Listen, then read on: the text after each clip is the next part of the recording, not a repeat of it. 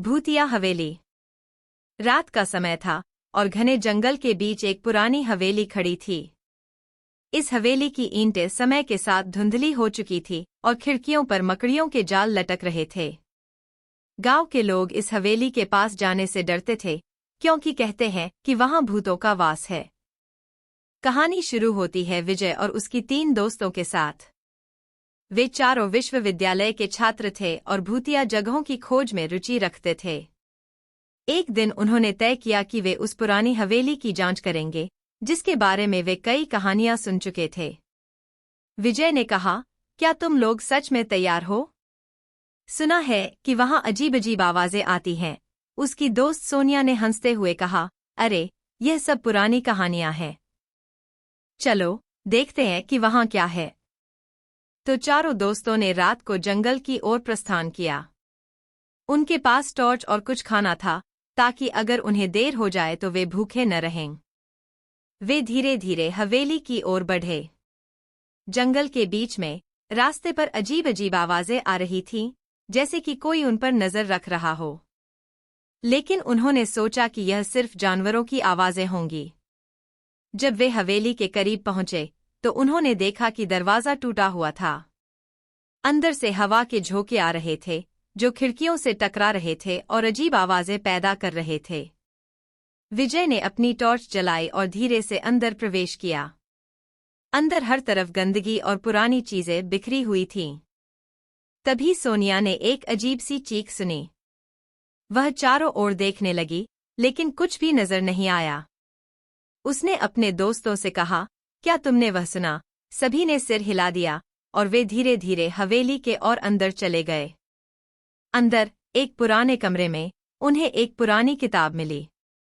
वह किताब धूल से भरी थी और उसमें अजीब अजीब चिन्ह थे। विजय ने किताब को खोलने की कोशिश की, लेकिन पन्ने चिपके हुए थे।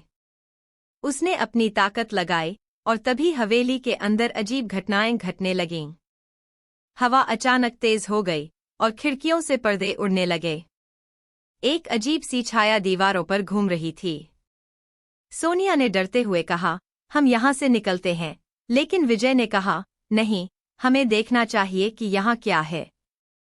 तभी एक पुरानी घड़ी की घंटी बजी, जो वहाँ एक कोने में थी। घड़ी की सुइयां अब भी चल रही थीं, जबकि पूरी हवेली उजाड़ थी। विजय ने घड़ी की ओर देखा और उसके चेहरे पर चिंता की लकीरें खींच गईं। यह कैसे संभव है? उसने पूछा। घड़ी के नीचे एक ताबूत पड़ा हुआ था।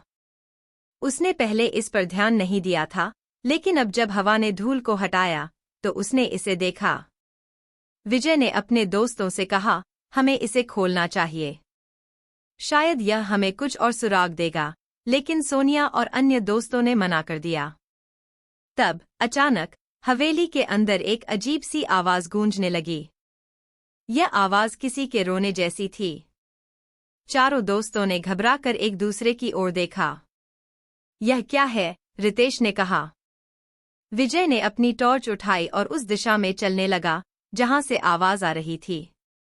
वे सभी धीरे धीरे उस कोने की ओर बढ़े। वहां एक पुरानी तस्वीर थी, जिसमें एक महिला का चेहरा था। वह तस्वीर टूट चुकी थी, लेकिन उसका चेहरा अभी भी स्पष्ट था। विजय ने उस तस्वीर को ध्यान से देखा और तब उसने महसूस किया कि महिला के आंखों से आंसू गिर रहे थे। यह देखकर वे सभी दंग रह गए। तस्वीर से आंसू गिरना किसी भी सामान्य घटना का हिस्सा नहीं था। विजय ने धीरे से कहा, हमें यहाँ से तुरंत निकलना चाहिए। लेकिन उसी समय हवेली के दरवाजे खुद ब खुद बंद हो गए और हवा ने और तेजी पकड़ ली। सोनिया ने डरते हुए कहा, अब हम क्या करें? विजय ने सोचा और फिर उसने कहा, हमें उस किताब को खोलने की कोशिश करनी चाहिए। शायद इसमें कुछ ऐसा है जो हमें इस हवेली से बाहर निकलने में मदद करेगा।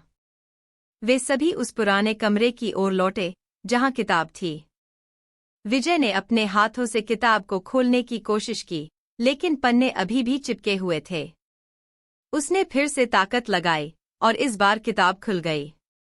लेकिन जैसे ही किताब खुली, हवेली के अंदर एक अजीब सी चीख गूंज गई और खिड़कियां जोर से हिलने लगीं। अब हवेली के अंदर हर चीज हिल रही थी। दीवारों से धूल गिरने लगी और फर्श टूटने लगा। विजय और उसके दोस्त घबराकर इधर-उधर देखने लगे, लेकिन उन्हें कोई रास्ता नहीं दिखा।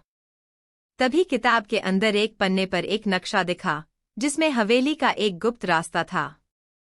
विजय ने नक्शे को ध्यान से देखा और कहा, यह हमें बाहर निकलने का रास्ता दिखा सकता है। वे सभी उस नक्शे के अनुसार चलने लगे। जैसे जैसे वे आगे बढ़े, हवेली की दीवारें और अधिक हिलने लगीं। अब वे तेजी से भागने लगे, क्योंकि उन्हें ऐसा लगा कि हवेली किसी भी समय गिर सकती है। उन्होंने नक्शे के अनुसार चलते हुए एक गुप्त दरवाजा पाया। विजय ने उसे खोला और वे सभी बाहर आ गए। बाहर निकलते ही उन्होंने देखा कि पूरा जंगल अंधेरे में डूब चुका था और हवेली के अंदर से अजीब-अजीब आवाजें आ रही थीं। वे सभी दौड़ते हुए गांव की ओर भागे और जैसे ही वे गांव के पास पहुंचे, हवेली के अंदर एक बड़ा धमाका हुआ। पूरा जंगल रोशनी से भर गया और हवेली की ईंटें बिखर गईं। गांव के लोग यह देखकर हैरान रह गए। विजय और उसके दोस्तों ने अपने अनुभव के बारे में किसी से बात नहीं की, लेकिन वे जानते थे कि उन्होंने एक भूतिया हवेली से बाहर निकलने का रास्ता ढूंढा था। इसके बाद उन्होंने कभी भी ऐसी किसी और जगह जाने की हिम्मत नहीं की।